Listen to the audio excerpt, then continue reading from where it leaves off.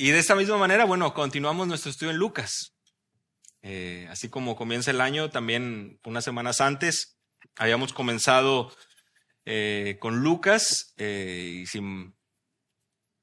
algunos de ustedes estuvieron presentes, pues recordamos el inicio, recordamos la manera en que Lucas le escribe a Teófilo y le hace saber cuán importante labor llevó a cabo. Recopilar, documentar, encontrar todo aquello, dice él, lo que le ha parecido conveniente para que sepa la verdad precisa, versículo 4 de Lucas 1, para que sepas la verdad precisa acerca de las cosas que te han sido enseñadas.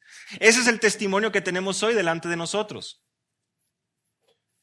La ardua labor de Lucas por traer de gentil a gentil un testimonio del rey, del nacimiento y aún un poco antes de la vida, muerte y resurrección. Porque sabemos que Lucas es como el primer tomo junto con el libro de los Hechos, ¿verdad? Lucas es el primer tomo, el libro de los Hechos es el segundo tomo, ambos escritos por Lucas a Teófilo, buscando, como ustedes saben, en el libro de los Hechos, pues traer y poner delante de nosotros en evidencia la historia de la iglesia y la manera en que el apóstol Pablo, llamado por el Señor, fue enviado para traer salvación a los gentiles. Tal como dice Hechos capítulo 1, Judea, Samaria y hasta lo último de la tierra.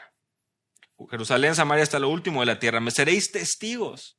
Y ese testimonio de la verdad vino precisamente en ese orden. El apóstol Pedro cobra singular importancia en los primeros capítulos. Los discípulos junto con ellos sirviendo a la iglesia en Jerusalén. Vemos el llamado del apóstol Pablo y cómo este es llamado a llevar el evangelio hasta lo último de la tierra. Qué preciosas verdades son las que encontramos en la Escritura con respecto a los planes de Dios. Y estos planes de Dios tienen ese comienzo en cierta medida, por supuesto, desde el principio, lo leemos en Génesis, capítulo 3, versículo 15, el protoevangelio, pero ahora cobran una relevancia mayor y tan importante y tan inminente al saber la llegada del Salvador. Y antes, el anuncio a Zacarías acerca de la llegada del nacimiento de Juan el Bautista. Esto es lo que hemos venido estudiando.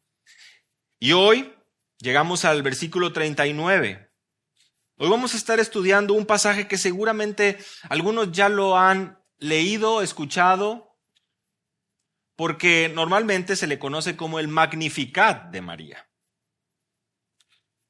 Y sí, esa es la manera en que le conocemos y a veces, tal vez, por haber sido adoptado o tomado, cobrado mayor relevancia en la Iglesia Católica Romana, pasamos por alto, ignoramos las profundas verdades que están aquí. Hoy, en la escuela dominical, al estudiar el libro de los Salmos, nos dábamos cuenta que cobra una relevancia real y genuina cuando la alabanza y la adoración del creyente está cimentada en un conocimiento correcto de Dios. Y eso es lo que los salmos nos instruyen, una obediencia a la palabra y un sometimiento, habitando bajo el abrigo del rey, bajo la sombra del rey. Salmo 1, Salmo 2, bienaventurados todos aquel que no anduvo en consejo de malo, ni en silla de escarnecedores se ha sentado, sino que en la ley de Jehová medita de día y de noche. Y el Salmo 2 culmina, bienaventurados todos aquellos que en él se refugian. Esa bienaventuranza, esa entrada a los salmos, les decían esta mañana, ¿no? Esa compuerta a los salmos, ese portón para entrar por los salmos, nos lleva a pasar por ahí, a darnos cuenta el deleite para el creyente en la palabra del Señor y el deleite y la bendición que es habitar bajo la sombra del Rey, bajo el refugio del Rey. En el caso del pasaje que estaremos estudiando hoy, versículos 39 al versículo 56 de Lucas capítulo 1, vamos a reafirmar y vamos a ver cómo esta verdad es reafirmada. Y seguro más de uno lo identificó. No leímos el cántico de Ana solamente por azar, solamente porque fue un pasaje que se le ocurrió al pastor, sino porque vamos a ver también las similitudes que hay con él. Y otra vez, a mayor conocimiento de Dios, más profunda es tu alabanza y tu adoración. Ya lo hemos mencionado, también lo dije en la mañana, a mayor profundidad de nuestra teología, mayor la doxología. Más conocemos a Dios, más nos enraizamos en su palabra, más estamos arraigados y sobreedificados en su verdad. Y esos frutos de nuestros labios, de nuestras vidas, de nuestros corazones, salen, florecen, se dan a conocer, porque conocemos a nuestro Dios.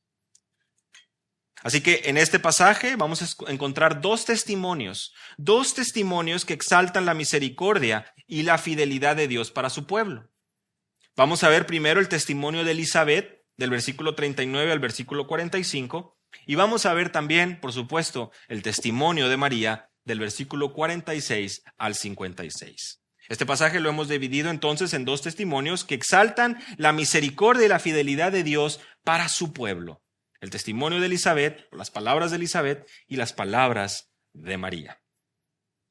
Así que acompáñenme, demos lectura al Salmo 1, versículo 39 al 56. En aquellos días, levantándose María, fue deprisa a la montaña a una ciudad de Judá, y entró en casa de Zacarías y saludó a Elizabeth.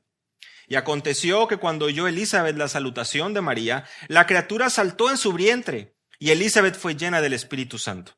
Y exclamó a gran voz y dijo: Bendita tú entre las mujeres, y bendito el fruto de tu vientre.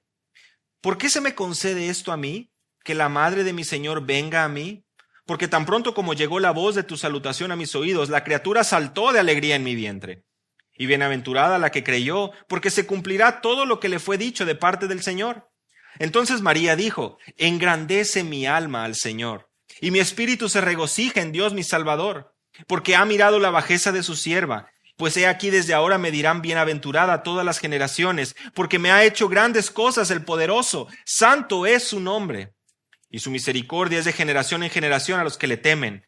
Hizo proezas con su brazo, esparció a los soberbios en el pensamiento de sus corazones. Quitó de los tronos a los poderosos y exaltó a los humildes. A los hambrientos colmó de bienes y a los ricos envió vacíos.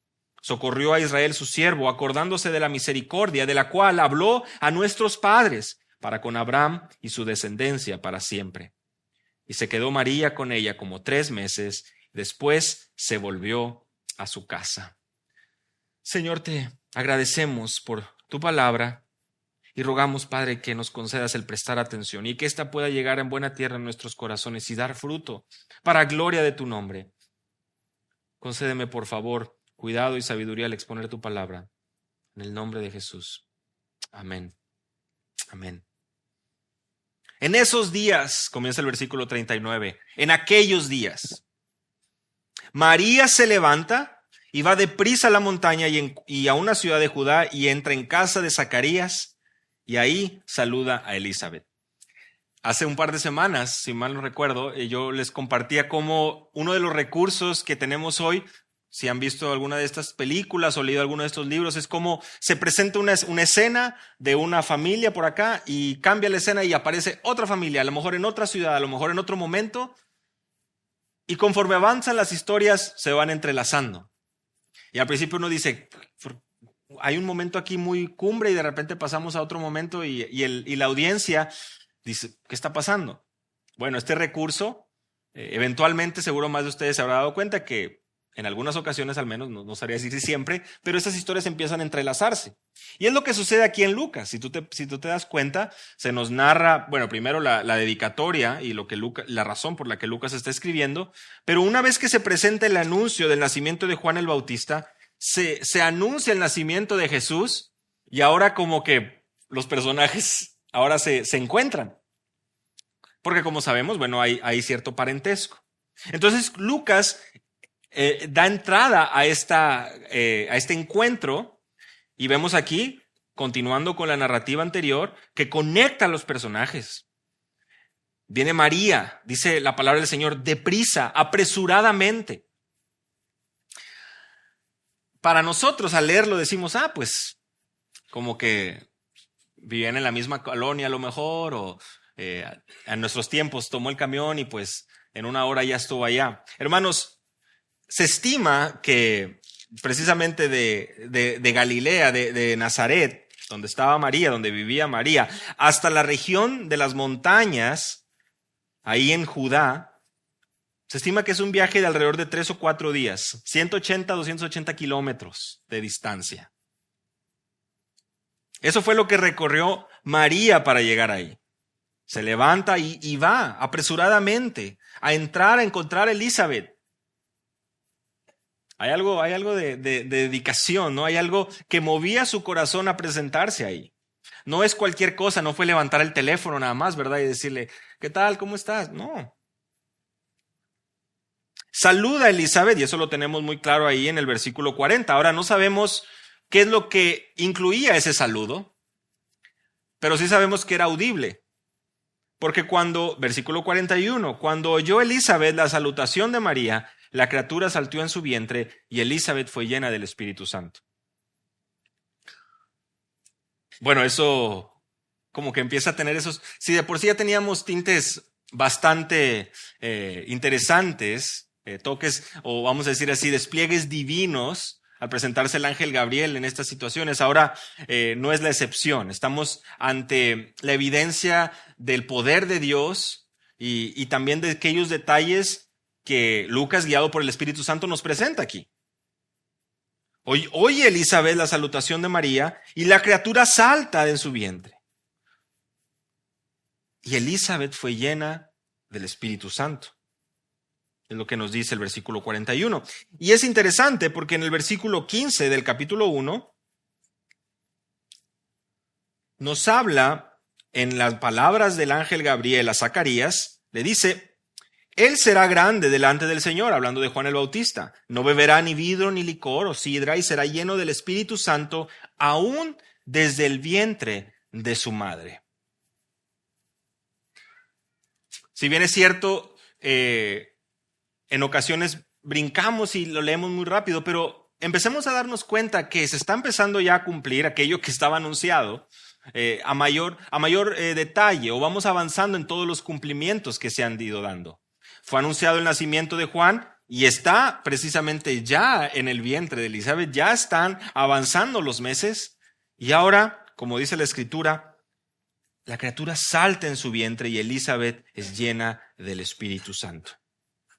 Ahora, aquí me parece que es importante que podamos hacer una pausa. Recuerden que estamos en el testimonio de Elizabeth, en esta primera sección. Estamos viendo los dos testimonios que exaltan la fidelidad de Dios, exaltan a nuestro Dios. Y en esta primera etapa, al momento de estar leyendo acerca de todo lo que sucede previo al cántico de María, al testimonio de María, nos encontramos con el ser lleno del Espíritu Santo. Y para poder entender esto, es bueno que comprendamos primero en qué momento de la historia nos encontramos. Y me refiero al momento de la historia del canon bíblico, de la revelación bíblica. ¿Cuál era el rol del Espíritu Santo? ¿Y quiénes eran llenos por el Espíritu Santo en este momento? Recordemos una cosa, sí, estamos en el Nuevo Testamento. Eso todo lo tenemos claro. Pero todavía no ha nacido Jesús, todavía no ha nacido el Mesías. Todavía no está el momento, todavía no están las palabras de Jesús en Juan capítulo 14, donde promete al Espíritu Santo que les dijo que estaría en ellos y no solamente con ellos. ¿Recuerdan? No hemos llegado al libro de los Hechos, donde por supuesto que el Espíritu Santo también tiene un rol fundamental en los escritos de Lucas durante todo este libro. Entonces la gran pregunta aquí es, bueno, ¿qué es lo que el Espíritu Santo hacía en este momento de la historia? ¿Y qué es lo que significa que alguien fuera lleno del Espíritu Santo? O que el Espíritu Santo descendiera sobre él. Y por eso les comento, es importante que nos situemos que a pesar de estar en el Nuevo Testamento, estamos todavía durante el momento o los años previos a la venida del Mesías, al nuevo pacto. ¿Eso qué quiere decir? Que el Antiguo Testamento nos da mayor luz y nos provee con muy buen detalle el rol y la manera en que el Espíritu Santo obraba en el Antiguo Testamento. Por ejemplo, ustedes recuerdan a Sansón, seguramente. Este hombre cuya peculiaridad va a ser su fuerza, es su fuerza. Encontramos su historia en el libro de los Jueces. Bueno, la palabra del Señor nos enseña que el Espíritu de Dios venía sobre él para que realizase grandes hazañas. Y ustedes saben, estas hazañas radicaban principalmente en traer muerte a los enemigos del pueblo de Dios, los filisteos. Seguramente se acuerdan, Dalila y eventualmente él es preso. Y aun cuando es tomado cautivo, Dios le concede nuevamente tener su fuerza y terminar su vida, pero otra vez trayendo ese juicio, el propósito que Dios había cumplido para él. Es interesante ver que el Espíritu de Dios, nos dice la palabra en Jueces capítulo 14, versículos 16 y 9 y Jueces 15, 14, descendía sobre él. David y Saúl. ¿Ustedes recuerdan a David y Saúl? Bueno, Saúl, primer rey de la nación, del pueblo de Dios, tiene una tarea. Dios le asigna una tarea y es de conquistar y acabar con Amalek. Primera de Samuel capítulo 15, versículo 3. Desobedece. ¿Y qué es lo que sucede? El Espíritu de Dios se aparta de Saúl. Y en el capítulo 16, Samuel viene a la casa de David, lo encuentra, lo unge como rey, y el Espíritu del Señor viene sobre David desde aquel día en adelante, dice la Escritura.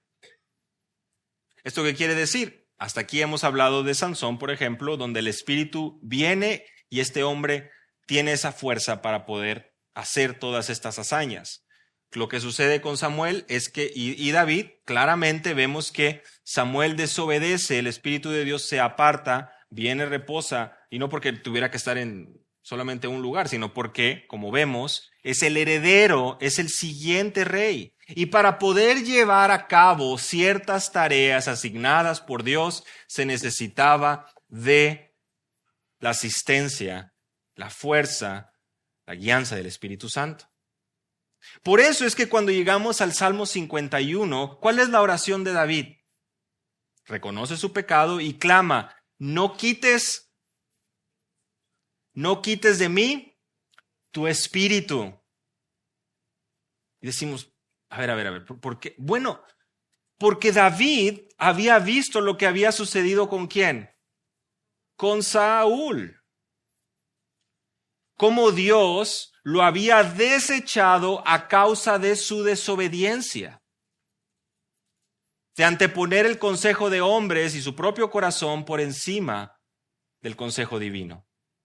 Y como consecuencia a la desobediencia le fue quitado el reino a Saúl y le fue dado a David. ¿Qué es lo que David está clamando cuando dice no apartes o no quites de mí tu espíritu en el Salmo 51? Lo que David está clamando, y lo vemos ahí en el contexto, es que sin él no podría traer los holocaustos, los sacrificios para el pueblo. Restitúyeme el gozo de tu salvación y entonces enseñaré a los transgresores tu camino. Abre mis labios para que anuncie tu alabanza, porque no te deleitas en sacrificio, de lo contrario yo lo ofrecería. No te agrada el holocausto. ¿Cuándo? Cuando es en desobediencia. La razón por la cual David clama y le clama a Dios que no quite su espíritu de él es porque el Espíritu Santo estaba obrando de manera muy particular en hombres a lo largo del Antiguo Testamento para dotarlos de fuerza, de dones, de sabiduría, guiándolos a cumplir los propósitos de Dios. Y David lo tenía muy presente al saber lo que había pasado con su precursor. Y él dice, no lo apartes porque necesito, y de otra manera yo no podría traer los sacrificios, yo no podré guiar a este pueblo, yo no podría cumplir con aquello a lo que he sido llamado. Ahora, en el Nuevo Testamento sabemos que cobra una dimensión, cobra un sentido mayor. ¿Por qué? Porque sabemos, Efesios capítulo 1, que el Espíritu son las arras, la garantía de nuestra herencia. Los cristianos somos sellados por el Espíritu Santo y sabemos también en Romanos capítulo 8, versículo 9, que todos los cristianos tenemos al Espíritu Santo. De otra manera no podríamos ser, no seríamos creyentes. Que no tiene el Espíritu no es de Dios. El apóstol Pablo es muy claro. El fruto del Espíritu, gozo, paz, paciencia, benignidad, bondad, fe, mansedumbre, templanza, cada uno de ellos, cada uno de estos es el fruto del Espíritu. Es lo que debe salir de aquella vida transformada por el Evangelio. ¿Qué quiere decir esto? Evidencias de lo que el Espíritu Santo y cómo obraba en el Nuevo Testamento. Por eso es que Jesús nuevamente a sus discípulos les dice, el Espíritu Santo, el cual, y vamos a leerlo con cuidado para que podamos apreciar bien cómo es que él dice, versículo 17 del capítulo 14, a quien el mundo no puede recibir porque no le ve ni le conoce, pero vosotros sí le conocéis porque mora con nosotros. ¿Pero qué dice Jesús? Estará en vosotros.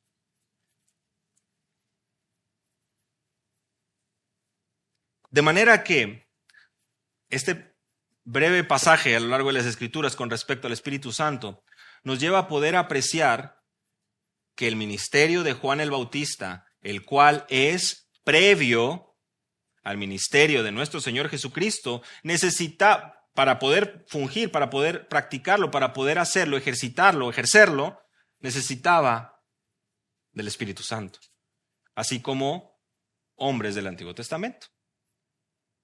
Y esta promesa es muy hermosa, porque Dios continúa obrando y trayendo precisamente a cumplimiento o en cumplimiento de su perfecta voluntad.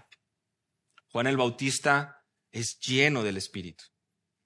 Ahora es interesante porque también vemos lo siguiente, Hechos capítulo 1, Hechos capítulo 2. Los creyentes comienzan a hablar en otras lenguas, ¿verdad? Los creyentes empiezan a hablar en otras lenguas a tal grado de que las personas alrededor empiezan a escuchar, oye, ¿cómo es que estos hombres están hablando en nuestros idiomas?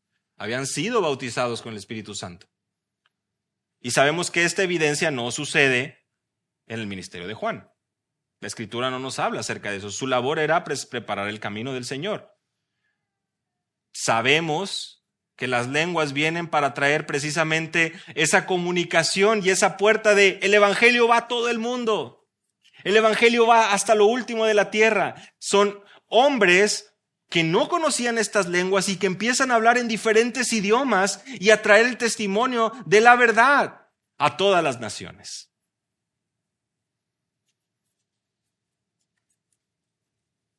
Regresando a nuestro pasaje en Lucas, es Juan el Bautista quien desde el vientre de su madre, nos habla la Escritura que son llenos del Espíritu Santo. Elizabeth es llena del Espíritu Santo. Y esto, como lo mencionamos hace un momento, en cumplimiento también con lo que ya se le había anunciado a Zacarías. Llegamos al versículo 42, y exclamó a gran voz y dijo, bendita tú entre las mujeres, y bendito el fruto de tu vientre. No sabemos qué involucraba o qué incluía el saludo, pero a la luz de lo que tenemos delante de nosotros, ¿y en qué momento María le dijo que estaba embarazada? ¿Se han preguntado ustedes? Algunos diríamos, bueno, tal vez en el saludo. Pues es exactamente, es un tal vez, porque no sabemos a ciencia cierta.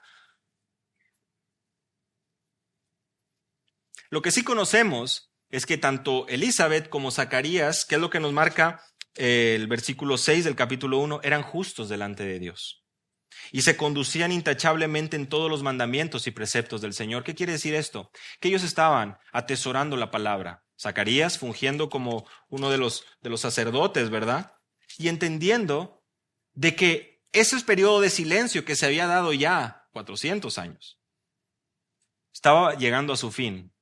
Y si el precursor del Mesías era el que estaba en el vientre de Elizabeth, ya era inminente la llegada del Mesías, la llegada del Rey. Ella exclama a gran voz. Vean qué hermoso es la manera en que se nos describe, ¿no? O sea, el júbilo y la algarabía que debe haber en el corazón de Elizabeth al saber, bendita tú entre las mujeres y bendito el fruto de tu vientre. Es un eco de las palabras de Gabriel, ¿no? Porque el ángel Gabriel lo había mencionado en el versículo 28, en el versículo 30. Bendita tú entre las mujeres. Pero también nos dice que esta bendición, versículo 30, es porque ha hallado gracia delante de Dios. Y vean qué importante es que podamos apreciar el texto y no irnos más allá. No es una alabanza a María, es el fruto del vientre. Sabemos que el ser bendito o bendita es que recibe un favor especial de Dios. Y esta reacción de reconocimiento de Elizabeth no es por un esfuerzo notable de María, por algo que hizo ella, sino por el fruto de su vientre. Versículo 43. ¿Por qué se me concede esto a mí, que la madre de mi Señor venga a mí?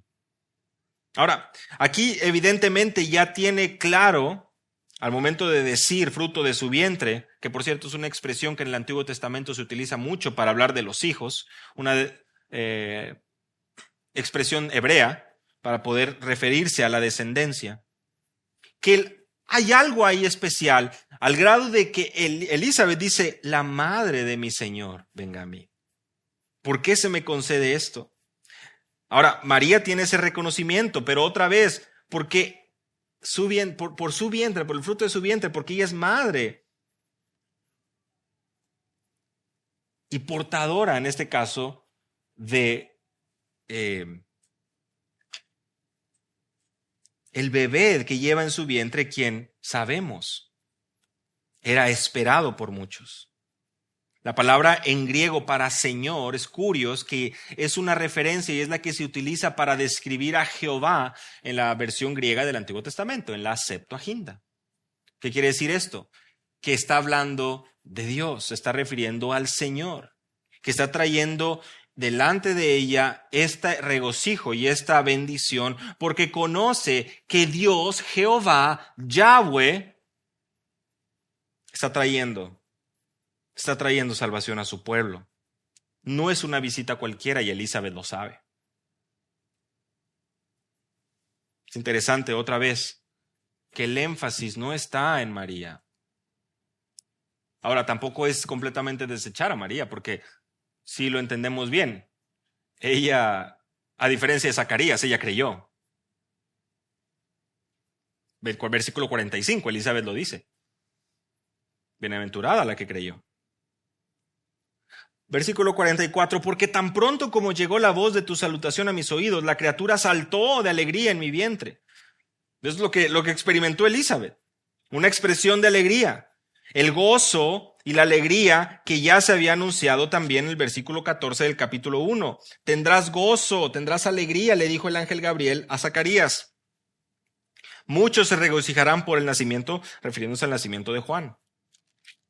Y también es la misma alegría y este gozo verdadero que María expresa en el versículo 47 una vez que ella comienza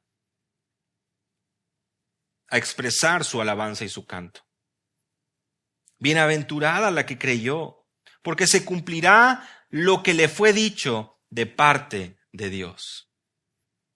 Elizabeth reconoce la fe de María. Y es que tiene un testimonio pues muy cercano de Zacarías, quien, como les mencionaba hace un momento, no creyó.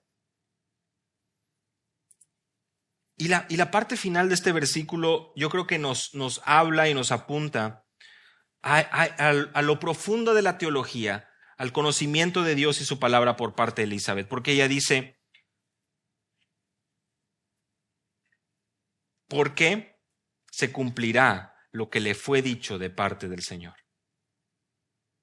Como trayendo a la memoria todos los años de silencio, como trayendo a la memoria la esperanza que ella y su esposo aguardaban por tantos años durante toda su vida, esperando, y por fin se cumplirá todo lo que fue dicho de parte del Señor. María es llamada bendita, es bendecida grandemente. Ella cree en la palabra del Señor. Ella deposita su confianza en la palabra del Señor. No cuestiona, no cuestiona. ¿Y qué es lo que produce estas palabras de Elizabeth en María? ¿Qué es lo que estas palabras de Elizabeth producen en el corazón de María? Versículo 46 al 56. Una alabanza, una gratitud. Le trae a la memoria todo lo que cumplió el Señor se ha cumplido, se va a cumplir.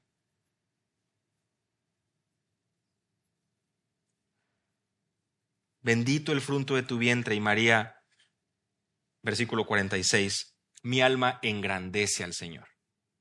Así comienza. Esta palabra engrandece es precisamente magnificat, por eso es que, la palabra en latín, por eso es que se le conoce como el Magnificat de María. No hay otro significado oculto. Engrandecer, bueno, exaltar, ¿no? Exalta alma mía al Señor. Nuevamente en referencia a Dios, referencia a Jehová, lo mencionamos hace un momento. La palabra Señor nos habla y es una referencia a Dios. Y ahora se nos dice el versículo 47, y mi espíritu se regocija en Dios, mi Salvador. Aquí es donde nuevamente, como lo mencionamos en la escuela dominical, surge este paralelismo, generalmente en la manera, en la poesía y en los cantos de los hebreos, como lo vemos en los salmos. Aquí, vean cómo está este paralelo. Engrandece mi alma al Señor y mi espíritu se regocija en Dios mi Salvador. Desafortunadamente esto ha llevado a algunos a decir, bueno, a ver, si su alma está engrandeciendo, entonces su espíritu se regocija. O sea, aquí está el alma y aquí está el espíritu y bueno, acá está la carne. Entonces, cuando no es así, o sea, no es que el alma está haciendo una cosa, el espíritu está haciendo otra cosa, y la carne se hace otra cosa. Lo que está haciendo una referencia es a su interior. Esa es la belleza de la poesía hebrea, lo que está así, como lo vimos en la escuela dominical, y hay varios ejemplos acerca de esto. Tanto el alma como el espíritu se funcionan de manera paralela, haciendo énfasis ¿a qué? A la parte interna de María. Ella está engrandeciendo, está regocijándose en Dios. Ambos, como se dan cuenta, el verbo, el sustantivo, el verbo y también el objeto de la exaltación, el objeto del regocijo. ¿Quién es? Es el Señor, Dios, mi Salvador. En ambos casos lo vemos ahí. Y todo esto, todas estas referencias de gozo y de alegría y de exaltación, las vemos muy ligadas en los salmos y también en el cántico de María, de Ana, perdón, en 1 de Samuel capítulo 2. Salmo 77, versículo 2 y 3 es otro ejemplo donde vemos este paralelismo entre el alma y el espíritu, como el alma y el corazón. Salmo 143, versículo 4, pasajes donde se nos enseña precisamente esta verdad, nuestra parte inmaterial y nuestra parte material. El Señor, dice ella, mi Dios o Dios, mi Salvador. Habacuc 3, versículo 18, en todo o con todo yo me alegré en Jehová y me gozaré en el Dios de mi salvación. Si había una referencia del pueblo de Israel para con respecto a su Dios, es que la salvación viene de Él. Y su salvación, una salvación por supuesto escatológica, una salvación en el futuro, una salvación que estaba por suceder y que por supuesto ya habían sido testigos de una redención de Egipto, la tenían presentes. Encamíname en tu verdad, dice David del Salmo 25, enséñame porque tú eres Dios, mi salvación. Para los salmistas a lo largo del Antiguo Testamento, para los hijos del pueblo de Israel, aquellos temerosos de Dios, sabían y entendían, su teología estaba correcta, como les digo, su conocimiento de Dios estaba tan ligado a su corazón, que cuando había alegría genuina, ellos entendían y expresaban esta alegría en términos bíblicos, en términos de la ley, en términos de saber, Él es mi Salvador. Has mirado la bajeza de tu sierva. He aquí desde ahora me dirán bienaventurada todas las generaciones, dice el versículo 48. Otra vez, la similitud con la oración de Ana en 1 de Samuel, capítulo 1, versículo 2. Capítulo 2 decíamos, ¿verdad? ¿Y qué es lo que viene a traer esto? A entender de la humildad, de la bajeza de los siervos de Dios. A los ojos de los hombres, nada espectacular, lo sabíamos. Pasamos de la escena del templo, donde se presenta el ángel Gabriel con Zacarías, a la escena pues de un pueblo, como lo mencionamos la semana pasada, insignificante. Nazaret no figura. Esta ciudad de Galilea no tiene relevancia hasta ese punto. La condición de ella, la humildad, nos habla de uno de los temas que algunos teólogos mencionan como la gran reversión que está a lo largo de Lucas. ¿Y cuál es este? Que los pobres, que los humildes, que los hambrientos serán saciados y que los ricos, los soberbios, los poderosos serán humillados. Eso lo vemos a lo largo de Lucas, en el capítulo 4, versículos 16 al 30. Es el mensaje del Señor. Porque Él había venido ¿para qué? Para anunciar el evangelio a los pobres, a proclamar libertad a los cautivos, traer vista a los ciegos, poner libertad a los oprimidos y proclamar el año favorable del Señor. De hecho, esto es lo que le dice a Juan, ¿recuerdan? Juan el Bautista está encarcelado y envía a 2 de sus discípulos para que le pregunten, ¿eres tú el que ha de venir o esperamos a otro? ¿Cuál es la respuesta de Jesús? Los ciegos ven, los cojos andan, los leprosos quedan limpios, los sordos oyen, los muertos resucitados, y a los pobres se les anuncia el evangelio. El evangelio era y venía a ser presentado ¿a quiénes? A los que buscan, porque los que buscan son los que hallan. A los pobres y humildes de espíritu, porque ellos serán genuinamente vestidos y traídos a una riqueza. Y a los hambrientos, a los que tienen hambre y sed de justicia, porque ellos serán saciados. Ese es el mensaje del evangelio. No a los ricos, no a los poderosos, no a los soberbios, precisamente porque esto es lo que acompaña muchas veces las riquezas.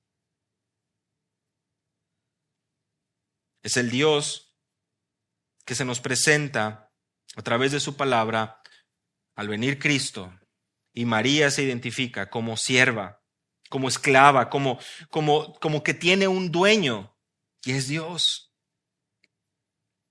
Y ella entiende y conoce que esta bienaventuranza, que esta gloria no es por ella, sino el fruto de su vientre, por los propósitos de Dios, porque ella sería bendita, sí, pero no por algo que ella ha ejecutado en sus propias fuerzas, al contrario, fue un instrumento de Dios y ella se somete a la voluntad de Dios. Y a lo largo de su vida sabemos y se nos queda otra vez claro que su rol no es para nada protagónico. Tan es así que los discípulos lo tienen claro y el apóstol Pablo le escribe al Timoteo y le dice, hay un solo mediador entre Dios y los hombres, Jesucristo. No hay lugar para especular y pensar en algo más. Versículo 49, porque me ha hecho grandes cosas el poderoso, santo es su nombre. Santo es su nombre. ¿Quién es este Rey de gloria? Salmo 24:8. Jehová, el fuerte, el valiente, el poderoso en batalla. Aquí comienza María a mencionar los atributos de Dios, las perfecciones de Dios. Este Dios es poderoso. Jehová está en medio de ti, poderoso. Sofonías capítulo 3, versículo 17. Y tan solo en el versículo 37 del capítulo 1 de Lucas, ¿qué es lo que le dice el ángel a María una vez que le comenta que Elizabeth también está embarazada? Ninguna cosa es imposible para Dios. No hay nada imposible para Dios. Santo es su nombre. ¿Cuál es la definición de santo? Es de apartado, separado de lo profano. Y nuestro Dios es santo, santo, santo, lo sabemos, Isaías capítulo 6. Es la única perfección que se menciona así en 3 ocasiones. Porque Él despliega su poder, Él despliega su gloria a través de todo lo que ha creado. Y nosotros somos criaturas, somos hechos a su imagen y semejanza. Y por pura gracia, santificados, apartados, traídos de tinieblas a su luz admirable. Santo y temible es su nombre, dice el Salmo 111, versículo 9. La santidad de Dios. Y eso lo sabe María y por eso es que dice, grandes cosas me ha hecho el poderoso. Él es poderoso y santo es su nombre. No se trata de hablarle palabras bonitas a Dios cuando alabamos. No se trata nada más de adornar nuestro diccionario. Se trata de poder anclar nuestra oración y nuestra alabanza en lo que la Biblia nos dice acerca de Dios. Y eso es importante. Versículo 50. Y su misericordia es de generación en generación a los que le temen. Otro atributo de Dios, otra perfección de Dios. Él es poderoso, omnipotente, Él es santo, Él es misericordioso. La alabanza de María toma un giro. Y no es algo personal nada más. Dense cuenta cómo no se enfoca en ella. Su alabanza no es ella nada más. No se trata de tomar el primer lugar, sino como estamos viendo a partir del versículo 50 en adelante, ella da testimonio del poder de Dios, de la misericordia de Dios, de las perfecciones de Dios, de la fidelidad de Dios para su pueblo. El énfasis está en Dios, no está en ella. Es un recurso habitual en los salmos. Comienza el salmista entendiendo lo que Dios ha hecho por él, pero de ahí nace una adoración que se centra, que se enfoca completamente en Dios, por quién es Él. No alabemos a Dios por lo que Él ha hecho por nosotros, lo alabamos por lo que Él es, por quién es Él y cómo se ha revelado a través de su palabra. Porque esa misericordia, dice María en su canto, es de generación en generación. Y está citando el Salmo 103, versículo 17, que la misericordia de Jehová es desde la eternidad y hasta la eternidad sobre los que le temen. Esta misericordia es eterna para aquellos sobre quienes Él desea. Eso nos dice Romanos capítulo 9, versículo 18. Esta misericordia de Dios, hermanos, es la que nos mantiene en pie. Por ella es que no hemos sido consumidos. Habla del poder de Dios, habla de la santidad de Dios, habla de la misericordia de Dios, versículo 51. Hizo proezas con su brazo y esparció a los soberbios en el pensamiento de sus corazones. El brazo de Jehová, ¿dónde hemos escuchado esto antes? Salmo 89, 10. Con tu brazo poderoso esparciste a tus enemigos. El brazo de Jehová nos sacó de Egipto con mano fuerte, con brazo extendido, Deuteronomio 26, versículo 8. Él es quien ha hecho proezas con su brazo y ha dejado en manifiesto su poder, es lo que María está diciendo. Y es interesante porque en completa armonía con lo que encontramos en Isaías 57 y el final de Isaías, Él habita con el que es pobre y humilde de espíritu, y al contrario, a los soberbios los esparce en el pensamiento de sus corazones. Es la gran reversión. A los ojos del mundo, los ricos, los poderosos, los soberbios, los que confían en sus riquezas. Y lo sabemos porque estudiamos hoy y leíamos Salmo 37, Salmo 73. No tengas envidia de los malos. Realmente, si estamos situados en su palabra, somos como árbol plantado que da fruto a su tiempo. Pero el malo es como el tamo, es como la paja que se lleva el viento. Es la realidad de los poderosos, pero ese juicio llega a su tiempo. Esparció a los soberbios. Vean con qué facilidad. Él trae justicia, hermanos. Poderoso, santo, misericordioso y justo. La soberbia implica la sabiduría en tu propia opinión, ¿verdad? ¿Qué es lo que nos habla los proverbios? No seas sabio en tu propia opinión. El principio de la sabiduría, ¿qué es? El temor al Señor. ¿Y qué implica temer a Dios? ¿Qué implica temer a Dios? Apartarse del mal, y eso implica obedecer. Y para obedecer alguien tiene que disminuir, someterse, doblegarse. Y eso es algo que el mundo no quiere. Y eso es algo que tu carne no desea. Eso es algo que la sociedad pelea. Porque cada quien es dueño de su propio destino. Porque cada quien busca sus propios ideales. Porque nadie quiere someterse, ni dar respuesta, ni dar obediencia a alguien. Es por eso que la soberbia es precisamente aquello que demuestra un corazón que no necesita. Por eso es que la venida del Señor Jesús nos demuestra que Él ha venido a saciar la sed de aquellos que tienen esa necesidad. Pero a los justos, entre comillas, ricos, saciados, soberbios, que conocen todas las respuestas de la vida, seguramente conoces a más de uno así, no le puedes platicar nada porque siempre tiene una historia mejor. No hay nada en lo que le puedas ganar porque él ya sabe todo, o ella ya sabe todo. Es una pena. Pero el Señor desecha a estos. Vean el versículo 52. Quitó de los tronos a los poderosos y exaltó a los humildes. Los poderosos, precisamente, si te das cuenta, el versículo 51 y el 53, son comparados ¿con quiénes? Con los soberbios y con los ricos. A los soberbios, a los ricos y a los poderosos son a los que le llegan estos juicios. ¿Esto qué quiere decir? ¿Que es malo las riquezas? No. Que es malo poner tu confianza en las riquezas. Que es malo depender de las riquezas. Es malo que las riquezas sean tu señor. Porque no puedes servir a dos señores. Los poderosos son comparados así, soberbios, ricos. Y en el canto de Ana, en 1 Samuel 2:7, Jehová empobrece, Él enriquece, abate y enaltece. ¿Qué quiere decir esto? Dependemos de Dios. No es tu mano, no es tu esfuerzo, no son tus desvelos, no son tus desmañanadas. Es la misericordia de Dios. Quien te permite despertar, quien te ha dado la fuerza, quien te ha dado la salud para poder trabajar y para poder tener lo que tienes. Es del Señor. Esa es la perspectiva que la Biblia trae. Pero el soberbio que dice, no, soy yo, y mañana voy a hacer esto, y pasado mañana, y después que salga este negocio, y luego va a salir este, y voy a terminar esto, y voy a hacer esto. Todos hemos escuchado esto. Ahora, ¿es malo planear? No. Pero encomienda al Señor tus caminos. El salmista decía, lo leíamos hoy, he tenido al Señor mi diestra, está conmigo, tengo mis pensamientos de continuo, mi meditación en Él. Si Dios nos ha dado los talentos, si te ha dado los talentos, si te ha permitido poder trabajar, prosperar, recuerda que es el Señor quien da, el Señor quien quita, y somete tus planes, tu voluntad y todo lo que haces para ser instrumento para su gloria y traer gloria a Dios mediante todo lo que emprendas. Pero la realidad es muy clara, Lucas 14 y Lucas 18. Cualquiera que se enaltece será humillado y el que se humilla será enaltecido.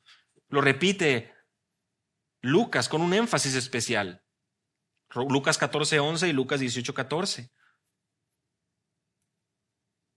Es a los humildes a los que Él vino a salvar. Lucas 19:10. Y nuevamente recordemos eso.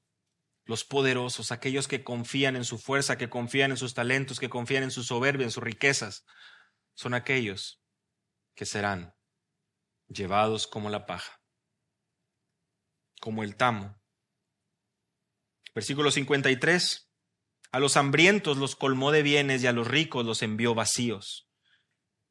Lucas 6:21. Dice, bienaventurados los que ahora tenéis hambre porque seréis saciados. El canto de Ana, otra vez, 1 Samuel 2:5. ¿Cómo menciona esto? Los hambrientos serán saciados. Pero por otra parte, más hay de vosotros ricos, porque ya tienes tu consuelo. Lucas 6:24 y 25. Ay de vosotros los que estáis saciados, porque tendréis hambre. El mensaje una y otra vez en Lucas. Y cómo la alabanza que sale del corazón de María viene a expresar en completa armonía lo que Dios ha revelado a través de su palabra. El Antiguo Testamento nos va armando y va proveyendo el fundamento para el conocimiento que María tiene de Dios. Aquel Dios poderoso, santo, justo, que resiste a los soberbios y da gracia a los humildes. Y que ha sido fiel para con su pueblo. Vean cómo todas estas acciones, si ustedes se dan cuenta, ya lo notaron, están en el pasado. Ha hecho proezas, ha esparcido a los soberbios, ha quitado a los poderosos, ha exaltado a los humildes, ha despedido a los ricos. Y ustedes dirán, ¿y por qué hoy en día todavía sigue pasando eso? Todavía hay ricos bastante pecadores, bastante soberbios. Todas estas acciones en el pasado, en el auristo, en griego, son denominadas como un auristo, como un pasado escatológico. Eso quiere decir que a la luz de los acontecimientos de Dios, esto es un hecho. Esto ya pasó. Es decir, esto para nosotros, nuestras líneas de tiempo, esto sucederá. Está garantizado y no hay lugar a las dudas. Las profecías y el cumplimiento de Dios y sus palabras y esto que vendrá a suceder es un hecho porque Dios lo ha establecido. Y así como todo el Antiguo Testamento nos hablaba de la venida del Mesías y este llegó y cumplió y en su vida, muerte y resurrección, satisfizo la ira de Dios y hoy nosotros tenemos entrada al Padre gracias a su sacrificio y a su sangre. Todo esto que está profetizado vendrá y estos juicios vendrán sobre el malo. Y solo aquellos humildes que encuentran refugio en sus alas es que permanecerán.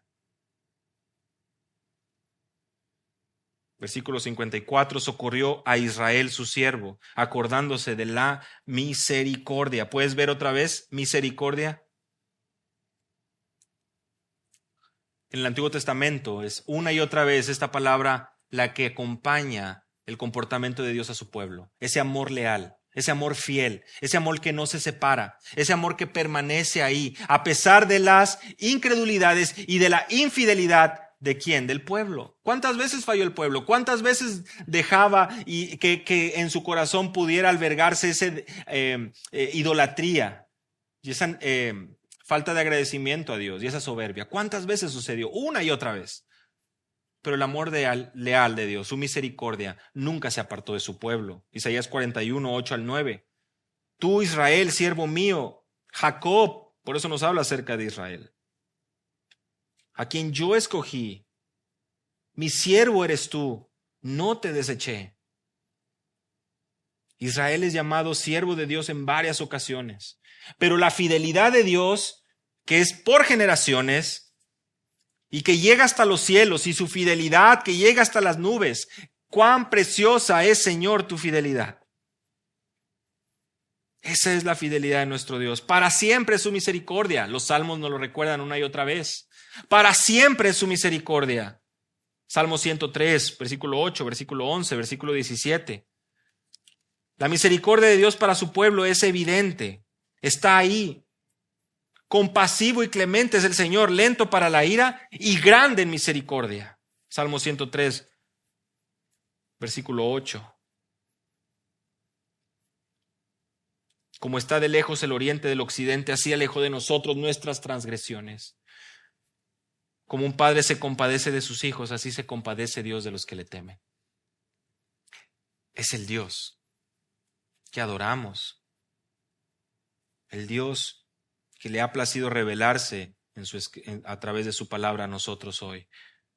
Y como lo dice María, versículo 55, tal como dijo a nuestros padres, de la cual habló nuestros padres, a Abraham y a su descendencia para siempre. Esa misericordia de Dios que no se apartó de su pueblo y que en este momento de la historia donde está María, lo está viendo, lo está viviendo con sus propios ojos. Por fin, la misericordia de Dios está siendo evidente una vez más, como nuestros padres nos lo contaron, como sucedió con Abraham, su promesa y su descendencia cercana al corazón de Dios para siempre. Ahí está el énfasis, ahí está el corazón. El testimonio primeramente de Elizabeth, los primeros versículos, ¿qué es lo que veíamos ahí? Ese reconocimiento por la obra de Dios y el fruto de su vientre, de María. Y en el testimonio de María, ¿qué es lo que vemos? Una y otra vez los atributos de Dios. Una y otra vez engrandeciendo a Dios, exaltando a Dios, regocijándose con todo lo que tiene. Porque este Dios es misericordioso para con los que le temen, porque este Dios se opone al orgulloso, porque este Dios exalta al humilde, sacia al hambriento, resiste al rico, soberbio, porque este Dios es fiel a sus promesas. Porque grande es la fidelidad de Dios para con su pueblo, para con sus hijos, para con los suyos. Hermanos, la adoración de María no es hueca, no está vacía, no está enfocada en ella, en sus necesidades, en sus placeres. Ella no está pidiendo por una mejor casa porque van a ser el hijo de Dios. Ella no está pidiendo que tenga todas las comodidades, todos los lujos. Ella no está interesada en hacer una mansión en esta tierra. Ella está interesada en exaltar a Dios y en reconocer que Dios verdadero, que el Dios justo, que el Dios soberano es fiel, es misericordioso y Él va a cumplir lo que ha prometido para su pueblo. Y eventualmente traerá todos estos juicios que van a suceder porque la palabra de nuestro Dios permanece para siempre. Hermanos, María no saca una lista de peticiones. Lucas no registra un énfasis en todas aquellas peticiones, cartitas que le está pidiendo, sino que se enfoca en exaltar a Dios. Y la gran pregunta aquí es, bueno, tú y yo, ¿cómo es que estamos haciendo? ¿Y cómo es que están cargadas nuestras oraciones, nuestras alabanzas a Dios, nuestra vida? ¿Cimentada realmente en el conocimiento de un Dios vivo, verdadero, como lo estaba la vida de María? Porque ella conocía a su Dios. Cita el Antiguo Testamento varias ocasiones en este pasaje. Eso también nos habla acerca de la lectura, del tiempo que pasaban estudiando la ley de Dios. Muy humilde, pero tenía acceso a la palabra y durante su tiempo ella lo memorizaba y la aprendía. Así eran los hebreos, hombres del libro, mujeres del libro, aprendiendo, memorizando. Y cuando llega al momento de poder expresar su alabanza, ¿qué es lo que hace? Citar los salmos. Porque atesoran, conocen, esperan a su Dios, al Dios verdadero. Hermanos, el énfasis no está en María, está en el Dios poderoso, grande en amor, aquel que se encarnó, la muerte venció, y santo, santo, santo es su nombre. Que su palabra traiga temor a nuestro corazón y resulte en una adoración genuina por su fidelidad, por sus proezas, por su poder, por su santidad.